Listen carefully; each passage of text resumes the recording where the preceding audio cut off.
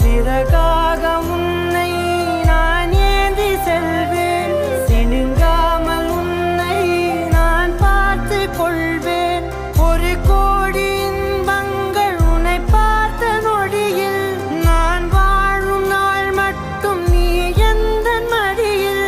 உன்னை ஈன்ற பொழுதிங்கு கடவுள் தன் முகம் பார்த்த பொழுது உன் பாதம் தொழுது